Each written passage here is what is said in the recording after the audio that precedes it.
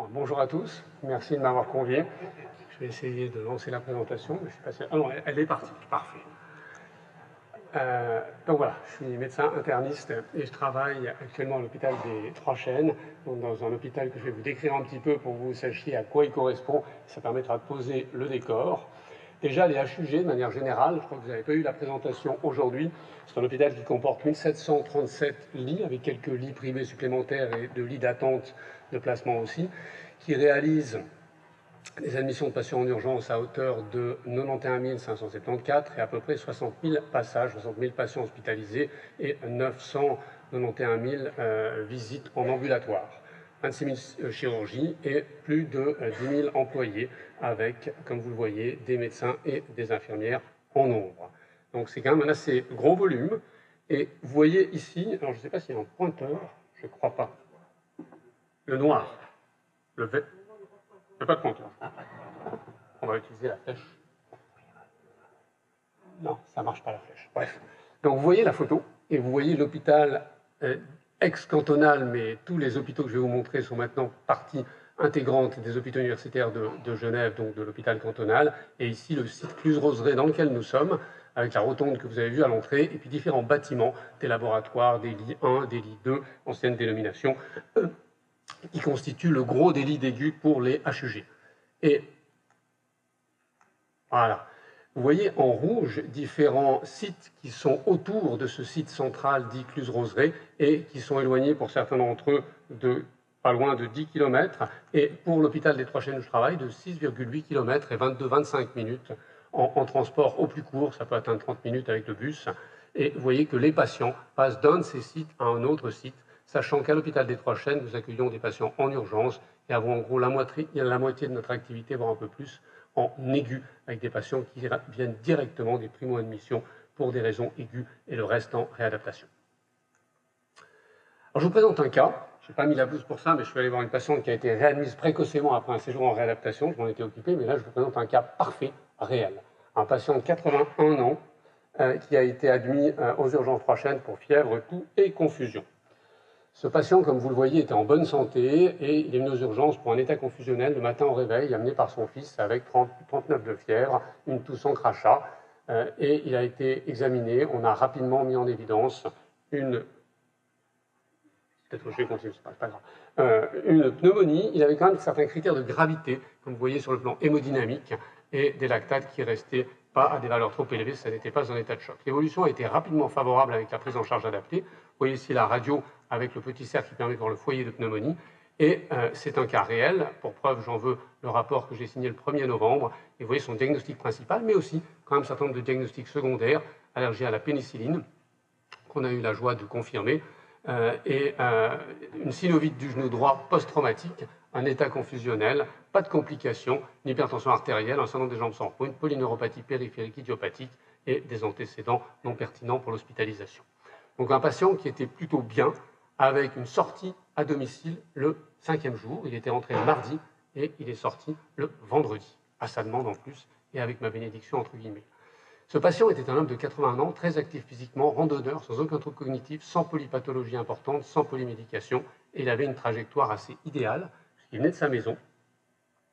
Il arrive dans des urgences dédiées à une patientèle âgée avec des spécificités dont on pourra discuter. Il est pris en charge dans une chambre directement et il retourne chez lui au 5e jour et il pense reprendre la randonnée assez rapidement au printemps. Je viens d'avoir au téléphone quand même à midi en me disant « je ne raconte pas de bêtises, j'espère qu'il va bien, il va très bien, il était très content ». Alors à votre avis, ce patient-là, qu'est-ce qu'il représente? Et là, j'aimerais bien que vous puissiez voter, on ne peut pas voter avec notre smartphone, mais levez les mains s'il vous plaît. Est-ce qu'il représente 10% de notre patientèle âgée qui vient aux Trois Chênes? Qui pense que c'est seulement 10%? Okay. Votez tous. Hein. Qui pense que c'est 40%? Il y a presque une majorité de 40%. Et qui pense que c'est 80%? Pas beaucoup. Il y a des optimistes, je suis heureux, on va peut-être y arriver, mais ok. Alors quand j'ai présenté ce patient-là à Christophe Dulin, il m'a dit « Waouh, t'as fait tout ça, c'est bien ». Non mais c'est la réalité, mais enfin c'est vraiment moins de 10%. Je ne sais pas si Gabriel Gold est dans l'auditoire, non, il pourra confirmer, ou Dina Zekri, qu'en général ces patients aussi parfaits, c'est 10% voire moins parmi les patients qu'on a. Pourquoi? Parce que les difficultés concrètes avec nos patients, c'est de la polymorbidité importante, celui-là on avait très peu, de la polymédication, et il n'avait que du losartan pour son hypertension, avec les interactions médicamenteuses qu'on connaît, les effets secondaires liés aux médicaments, et souvent il y a des anticoagulants à bord qui créent beaucoup d'effets secondaires, mais aussi d'autres médicaments.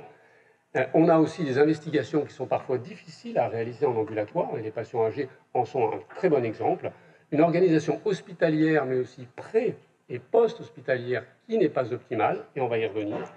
Une perte de fonctionnalité, Christophe Bulin en a très bien parlé, ce concept de fragilité qui a été évoqué, qui n'est probablement pas bien pris en compte par le système DRG, les troubles cognitifs. Chez nous, je ne vais pas vous sonder à nouveau, mais on a 50% de patients qui ont des troubles cognitifs de tout niveau et 10 à 20% qui ont des troubles cognitifs sévères. Des problématiques psychosociales qui ne touchent pas que l'âgé, mais qui touchent une frange de la population qui peut avoir ce type de problème et qui est prise en charge à l'hôpital et qui se surajoute à la problématique purement somatique, etc. bien sûr. Alors je vous invente un patient qui est purement virtuel, il ne saurait exister et il ne saurait subir de pression des DRG, bien sûr. Mais c'est un petit composite de ce qu'on vit tous les jours, donc vous pouvez me croire que ça existe quand même si là je n'ai pas voulu mettre de nom. C'est le même patient, le même âge, mais en plus il a une démence CDR2 et quelques autres comorbidités. Alors il arrive aux urgences adultes, je n'ai pas mis de photo, il est mis dans un box rapidement, il a une évaluation médicale tout aussi rapide, un diagnostic, un traitement qui est mis en place. À 20 h, il rejoint une unité d'observation du service des urgences adultes, donc dans ce bâtiment. Et à 5 h du matin, il est transféré à l'unité d'observation au niveau des urgences 3 chaînes parce qu'il y a eu un afflux de patients la nuit et on a eu besoin d'un lit. Et à 9 h du matin, il est à nouveau transféré dans une chambre d'un lit aux 3 chaînes. Vous voyez que là, on n'est plus tout à fait dans l'optimal en termes d'organisation hospitalière. On lui prescrit une IRM pour le genou parce qu'il y avait eu un traumatisme dans la randonnée, puis le rhumatologue n'était pas là, et puis bon, une IRM, hein, c'est pas faux, mais bon, c'est pas forcément très pertinent quand l'examen du genou est normal, bien qu'il y ait un épanchement articulaire et que ce soit post-traumatique. On a une consultation du rhumatologue, non pas le lendemain, ce qui était le cas pour le monsieur M réel, mais 5 jours plus tard, parce que le rhumatologue ne passe aux 3 chaînes que 2 fois par semaine, et c'est déjà très bien quand il passe, et le rhumatologue passe toujours. L'épouse est indépendante, elle n'est pas dépendante, hein, et elle chute accidentellement à domicile à J+6. L'autre monsieur était déjà rentré, donc bon, peut-être qu'il aurait pu l'aider, mais il était mieux cognitivement. Elle est hospitalisée dans la même unité, ça c'est la bonne chose. Et puis finalement, monsieur M bis reste confus. La confusion, ça ne disparaît pas aussi rapidement que dans le cas réel mais parfait qu'on avait, et débute une physiothérapie. On fait ce qu'on peut, c'est un monsieur qui a quand même une démence avancée. Et puis à J12, peut-être une pression des DRG, parce que qu'il ait une démence CDR2 ou pas, la LOS, c'est-à-dire la durée moyenne de séjour pour ce type de DRG est à peu près la même. On gagne un tout petit peu, mais on reste vers les 6 jours. Et puis, on devait toucher probablement l'outlier vers ce 12 jours. Donc là, on le mute en réhabilitation. Est-ce que c'était pertinent ou pas? Il reste dans le même lit, mais alors ça, c'est une indication qu'on a chez nous, puis qu'on fait, mais alors sans changer vraiment ce qu'on va réellement définir comme objectif pour ce patient-là. Et puis, au bout de 15 jours, on se dit, bon, il en a peut-être assez eu. Et puis, on fait une sortie précaire à domicile avec une mesure d'indépendance fonctionnelle. Donc, on arrive à la mesurer chez nous et on l'a fait à l'entrée, on l'a fait à la sortie. Et comme tu dis, Christophe, c'est facile. Et c'est un bon indicateur de l'indépendance fonctionnelle. Entre 18 et 126, et elle est plus basse à la sortie qu'à l'entrée, comme tu l'as aussi très bien démontré, il y a du déclin malgré de la réhabilitation qu'on peut faire. Donc vous voyez que ce patient qui est virtuel, mais qui est un composite de patients réels qu'on a vécu, peut poser un certain nombre de soucis. Alors est-ce qu'on peut faire mieux? Simplifier les trajectoires, beaucoup de trajets ont déjà été faits, je vous ai montré le patient réel, mais beaucoup d'autres patients en bénéficient, c'est-à-dire qu'on évite un passage par un service d'urgence adulte dont ce n'est pas la vocation de prendre en charge les urgences non vitales. Le précédent patient de 81 ans avec une pneumonie sévère à la limite du sepsis sévère aurait dû passer par les urgences adultes, mais son fils l'a amené. Donc son fils ne peut pas faire un tri préhospitalier forcément très pertinent. Et puis nous nous en sommes occupés comme plus de 95% des patients qui viennent aux urgences 3 chaînes. Donc on a déjà fait beaucoup de projets dans les trajectoires, y compris dans les trajectoires depuis les urgences adultes vers des secteurs de réadaptation, quand il n'y a pas nécessité de prise en charge pour un problème aigu, ce qui arrive dans un certain nombre de cas. Mieux organiser les partenariats médicaux et les transitions, c'est fondamental. Et là, on a bien parlé de la problématique des systèmes informatiques et des dossiers informatisés, où il y en a beaucoup et ils ne se parlent pas. Pourquoi ils ne se parlent pas? Parce qu'on a la phobie de la protection des données, enfin plutôt la parano de la protection des données. Et puis quand vous achetez quelque chose sur eBay, vous cochez oui à tout, vous ne lisez pas. Il y a des études qui ont regardé que dans les petites notes, si on mettait « je vous donne mon enfant », les gens cochaient. Peut-être qu'il y a un âge où on aime bien s'en débarrasser, mais bon, quand même. Je crois que, voilà, pour l'argent, on signe, on n'a pas de problème, on veut recevoir son cadeau. Par contre, quand on a un doute sur des données qui pourraient être piratées pirater, on se demande bien par qui. Hein, parce que je ne vois pas un seul assureur tenter de pirater des données médicales. S'il se fait épingler, il fait faillite. Et qui va être intéressé par des données médicales en dehors des assureurs ou des employeurs? Personne. Donc, voilà, je ne sais pas pourquoi, mais on ne fait pas communiquer les trucs entre eux. Donc ça, c'est un vrai problème, et j'enfonce le clou, Christophe. Il faudra qu'on y arrive quand même pour que Mediway parle avec des pays et vice-versa. Je parle pour le privé et le public ici à Genève. Alors les transitions, c'est aussi très important. On fait beaucoup de progrès. Et je vous montrerai une photo à la fin pour effectivement les relations avec la ville. Et je vois Madame Daroxa qui est par là. Et on a de très bons liens avec l'IMAD, mais on travaille aussi avec d'autres sociétés de prestation de services de soins à domicile. C'est hyper important que ces transitions soient bien faites. On a fait des progrès. Il y a encore des progrès à faire. Mieux définir les objectifs après la période la plus aiguë, c'est fondamental.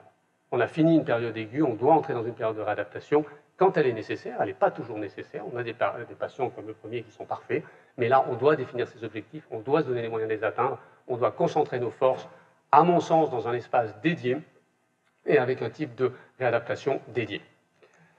Les codes complexes de réadaptation précoce gériatrique, est-ce qu'ils vont nous apporter un plus? Probablement si on identifie bien les patients au départ. Et ce n'est pas toujours évident de savoir quel patient aux urgences, adulte ou gériatrique, pourra bénéficier d'un code complexe dès le J1 ou le J2, et c'est quelque chose qu'il va falloir faire. Mieux valoriser la complexité. Par ça, j'entends cet ensemble qui est assez dur à palper, et c'est pour ça qu'on a du mal à la mettre, à mon avis, dans des tableaux et des modèles de financement et facturation. Less is more. Alors ça, c'est essentiel, et c'est peut-être l'approche qui est incontournable et qu'on a déjà commencé à appliquer depuis un certain nombre d'années aux États-Unis avec Choosing Wisely, et puis maintenant en Suisse depuis là aussi quelques années. Mais alors c'est quoi, Less is more?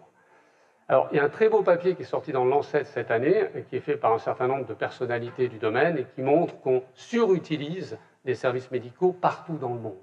Alors, c'est souvent des tests diagnostiques dont l'intérêt n'est absolument pas prouvé et qui peuvent entraîner d'autres tests, d'autres traitements, et voire des effets secondaires et des effets collatéraux non désirés. Ce papier est extrêmement intéressant et ça vaut le coup de le regarder. Et en Suisse, on a l'Association suisse des sciences médicales qui, bien sûr, soutient la démarche qui a été déclenchée par la Société suisse de médecine interne générale, aussi bien pour le stationnaire que pour l'ambulatoire, Choosing Wisely, Smart Medicine. Et là, il y a des choses à faire et c'est de la qualité. On pense qualité avant de penser argent et c'est probablement la bonne piste. Mais alors ça, on n'ose pas trop le dire et Jean-Michel Caspeau, qui soutient ça à fond et qui a été un des grands initiateurs, est toujours un petit peu gêné quand on lui dit « oui, mais il y a aussi de l'underuse ». On sous-utilise certaines choses. Et ce n'est pas seulement les traitements antirétroviraux dans les pays en voie de développement, c'est beaucoup d'autres choses. Il a fallu pour les bêta-bloqueurs après l'infarctus du myocarde 10 ans entre 84 et 94 pour qu'ils passent dans les recommandations. Première AHA, puis ensuite les européennes. Et puis il a fallu encore probablement 10 ans pour qu'on atteigne 80-90% dans les études qui ont été faites de patients qui sortent sous bêta-bloqueurs à la sortie de l'hôpital, alors qu'en 84, c'était 34% aux États-Unis. Donc, vous voyez un petit peu le temps que ça prend, alors que la première étude qui a montré le bénéfice date de 1984. Donc, il y a de l'underuse, et puis quelque part, si on sous-utilise certaines choses, c'est parfois aussi, et je suis tombé dessus, merci à mes collègues du service de médecine interne générale, Jérôme Stiernemann et Jacques Serratrice, de m'avoir montré cet éditorial d'hier, de Christophe Bulat. Je me suis dit, mais qu'est-ce qu'il a écrit là-dessus? Il faut que je le lise. Alors, l'underuse en gériatrie, c'est on fait peu pour les patients âgés parce qu'on a peur de leur faire du mal. Mais on a peur de leur faire du mal, donc on ne leur fait pas de bien. Et il n'est pas prouvé qu'on leur fasse du mal avec des médicaments pertinents. Je ne sais pas si vous m'avez suivi dans ce petit tour. Mais en gros, effectivement, un patient âgé, il va doucement, on va aller doucement avec lui. Le problème, c'est que quand il n'est pas bien, sa réserve fonctionnelle, sa fragilité fait que si on passe trop de temps à réfléchir pour poser une indication d'un traitement ou d'une exploration invasive pertinente et bonne à l'instant T plus 7 jours, elle peut devenir délétère et pas bonne. Donc il faut décider vite et bien. Ça ne veut pas dire forcer les gens, ils ont des valeurs et des préférences, mais ça veut dire pour les patients âgés, certainement décider plus vite que pour les plus jeunes. C'est quelque chose que j'ai réellement appris en voyant tous ces patients âgés aux 3 chaînes et que je vais garder en moi pour le reste de ma pratique.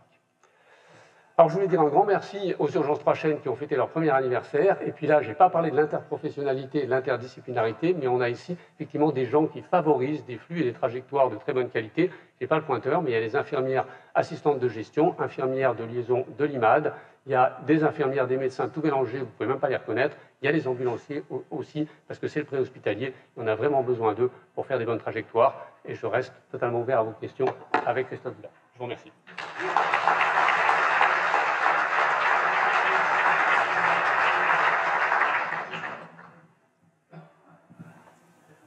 Merci beaucoup. Les questions maintenant? Oui, on fait les questions maintenant. Merci pour ces interventions, de nous rappeler qu'il y a quand même des cas derrière, même si c'était virtuel. On a tendance à voir les forêts sans compter les arbres. Enfin, y a-t-il des questions?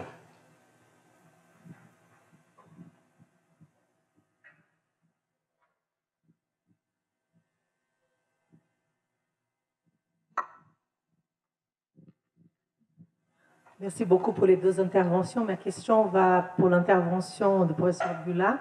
J'aime beaucoup l'idée de financement des trajectoires que tu as montrées. Est-ce que dans ta pratique, tu pouvais commenter, par exemple, en gériatrie, pour les patients qui sont en DRG, qui ont bénéficié des codes complexes de réhabilitation précoce et que normalement, après cette réhabilitation précoce, devaient rentrer à domicile, c'est ça le principe, ou alors lieu de vie habituel, mais que des fois, cette réhabilitation, elle n'est pas terminée et qu'on doit des fois ou faire les codes complexes de plutôt 20 séances à la place de 10, qui rallongent et ils sont outliers pour le DRG, ou de le tourner en réhabilitation, que ce soit dans le même lit ou dans un autre service de réhabilitation. Quelle est ta pratique par rapport à ces patients-là? Merci.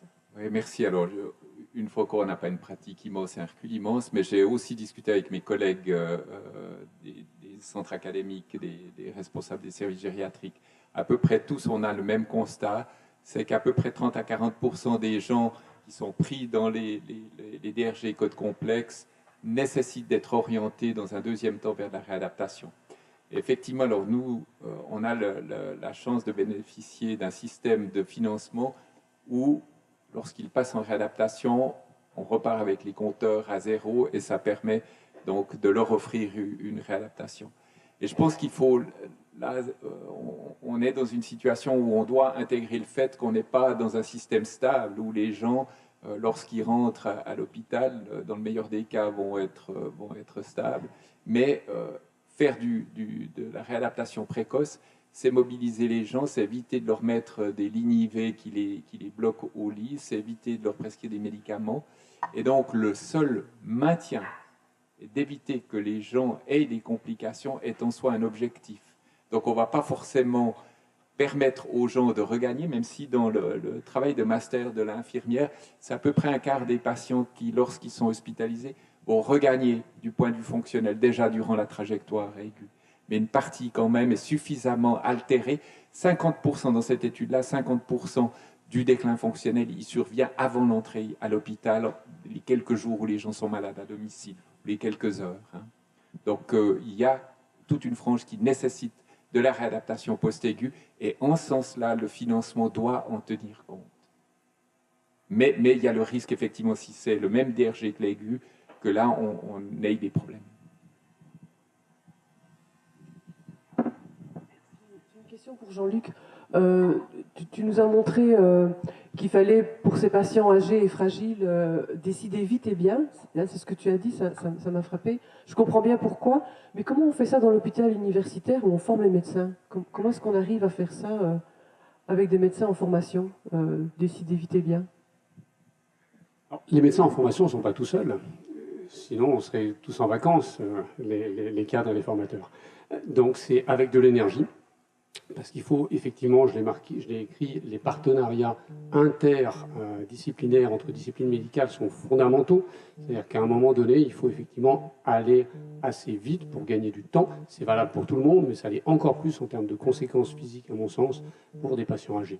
Donc, et ceux qui sont en formation, ça ne veut pas dire qu'on est en formation, donc le patient doit être pris en charge plus lentement. Pas du tout ça. Je pense que c'est un concept qu'il faut aussi apporter à la formation. C'est pour ça que j'en parlais.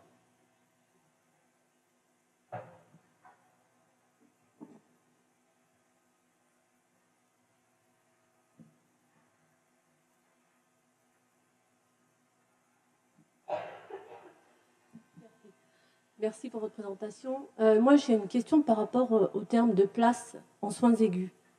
Vous n'avez pas abordé le problème. Je crois qu'il y a un problème de place en soins aigus. Est-ce que, parce que justement, il y a je sais qu'il y a, moi je m'occupe des contestations d'assurance, donc je sais qu'il y a des fois des difficultés à justifier le maintien de patients en soins aigus alors qu'ils pourraient normalement aller en réadaptation. Et ma deuxième question, c'est en termes d'anticipation par rapport justement à la démographie. Est-ce que vous anticipez déjà le problème de place qu'il y aura aussi par la suite? Je commence et tu continues? On peut répondre tous les deux, je crois. Alors, vous voulez dire le problème des patients qui restent en soins aigus avant d'aller en réadaptation, c'est un problème qui a des causes multiples. Une de ces causes, et puis là je vais m'en prendre aux assureurs délibérément, mais c'est réel, c'est quand on transfère un patient en réadaptation, par exemple quand il y a une assurance privée, et ben on fait une demande de garantie et on attend d'avoir cette demande pour le transférer dans le secteur de réadaptation privée. C'est des choses qui peuvent prendre, on l'a mesuré pour les 3 chaînes, en moyenne dans les 5 jours. Ben là on a 5 jours de perdu, qui va probablement coûter davantage à l'hôpital, puisque le patient va rester dans le même DRG, qu'à l'assureur, donc il ne va pas s'en plaindre, mais c'est effectivement un réel problème. Je ne vois pas. Après, c'est le problème de place en réadaptation qui peuvent être un autre souci quand on veut orienter spécifiquement des patients quelque part. Et c'est tout le problème des flux qu'il faut gérer de manière la plus optimale possible. Et ensuite, vous aviez une deuxième partie de votre question qui était sur. Ah oui, alors ça c'est clair, on en a parlé il y a un certain temps, ça remonte vers les années 2000 dans la planification sanitaire. Pour l'hôpital des Trois-Chênes, il était prévu de faire un deuxième bâtiment des lits, ça a été réévoqué en 2012 et ma prédiction, et là je fais Madame Soleil un petit peu, c'est qu'en 2020, ça va être une crise sérieuse au niveau des urgences gériatriques aux Trois-Chênes et s'il n'y a pas les avals nécessaires, tout va se passer à nouveau dans une mauvaise urgence. Donc, c'est des choses qu'il faut anticiper. J'aimerais bien avoir l'avis de Christophe Bula là-dessus. Alors, constat assez similaire. Par rapport à la question d'anticipation, je commencerai par là. C'est une des raisons pour lesquelles nous avons en permanence, durant les heures ouvrables, aux urgences, un gériatre qui va identifier les personnes qui nécessitent absolument d'être admis en hôpital aigu et qui va, dans un certain nombre de cas, c'est à peu près 200 patients chaque année maintenant, depuis à peu près 5 ans qu'on a réactivé cette filière, des gens qui sont adressés à l'hôpital aigu, mais qui dans le fond n'ont pas un problème de santé suffisamment aigu pour nécessiter le plateau technique, et donc on va directement orienter vers de la réadaptation. Et donc l'anticipation, elle démarre là, dès que le patient pose un orteil. Pour ce qui est des problèmes de transition, effectivement, entre les soins aigus et la réadaptation, alors j'abonde, je peux vous raconter une petite histoire qui date maintenant d'il y a à peu près une quinzaine d'années dans le canton de Vaud. Et là, je prends ma casquette de réadaptateur. Nous avons eu toute une série de négociations avec les caisses maladies à l'époque concernant justement l'ordonnance d'application, concernant les séjours de réadaptation. L'ordonnance d'application, pour vous dire l'inadéquation de cette ordonnance, mentionnait comme délai pour les assureurs pour donner une réponse, c'était dans un délai raisonnable. Nous avons essayé, avec le directeur financier de l'époque, M. Luc Schenker, de négocier le fait qu'on prenait le risque au niveau hospitalier de transférer immédiatement dès que l'indication a été posée et que la personne avait fini son séjour régulier, la transférer en réadaptation. Après à peu près un mois de négociation avec les assureurs, ils sont revenus vers nous en disant, alors vous n'étiez pas là à l'époque, peut-être les choses seraient différentes, mais la réponse était de dire, non, on n'est pas d'accord. Et la négociation a été autour d'un délai au pifomètre de 48 heures. Tout le monde dans la salle, de notre côté et de l'autre côté des assureurs, disait mais ça va être terrible de mettre ça sur pied. Nous avons évalué dans un travail qui a été publié que cette petite fantaisie coûtait à peu près 300 000 francs du côté des 10 CTR vaudois, de mise en place d'un système administratif de monitoring des demandes aux assureurs de retour, sachant qu'après 48 heures, si on n'a pas de réponse, et c'est le cas actuellement pour moins de 20% des cas, mais à l'époque, c'était pratiquement la moitié des situations où les assureurs n'avaient simplement pas le personnel pour répondre dans les délais. Et donc, on a mis en place, tout le monde est monté en puissance, et voilà, on gaspille probablement parce que les 300 000 francs que nous dépensons du côté du système de santé, il y a fort à parier que les assureurs l'ont aussi dépensé du point de vue administratif. Et là, on est malheureusement tributaire de ces aspects. Et c'est peut-être un point par rapport au DRG qui couvrirait l'ensemble, mais un DRG qui serait alors différent du simple DRG aigu, qui pourrait être discuté, négocié, mais de nouveau dans une optique alors de partenariat. Et le constat que moi j'avais fait à l'époque, c'était que malheureusement, c'était impossible d'avoir ce partenariat avec les assureurs de l'époque. Nous n'avions pas les mêmes intérêts.